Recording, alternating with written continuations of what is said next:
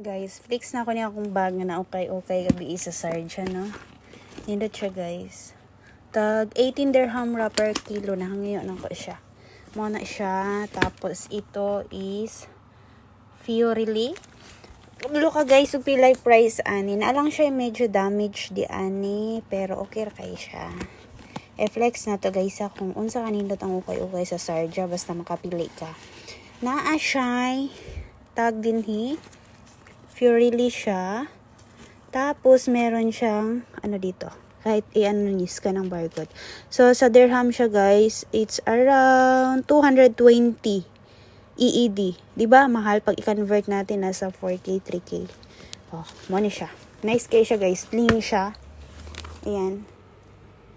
So money siya akong trabaho guys, basta weekend. Mag-collection ko og mga ukay-ukay kay basin maka-live selling ko pohon. And kani siya akong pin-flex nga guest nako guys. Grabe. Kani siya 18 dirham ra po siya per kilo. Money siya. 18 dirham. So ako siyang gi-check sa online og pila no damage jud siya guys, as in lagom lang kay siya gabi. So ako siyang gitrapuhan karon. Okay na siya. So kulay as in yellow kay siya gibutangan ako siya cloth sa sulod para kuan, para dili siya bulky siya tan-awon, mabalik ang iyang forma, di ba? Sana siya. Wait sa guys, nahirapan ako ito. Butangan ako siya og gamit tong kaon ha. Hoy Ginoo, kadag. So mo ani siya ang sulod sa guess. Mo ni siya naa sa sulod. As in guess siya ang iyang guess food. So in ani kanindot ang ukay-ukay sa Sarja guys. Ayan, ukay-ukay pa na ako na, so wala pa na ako siya na ano. Pero giflex jud na ako ni siya guys, kay ganahan kay ko andan no damage gyud. So nakaswerte ko gabi sa pag ukay-ukay nako.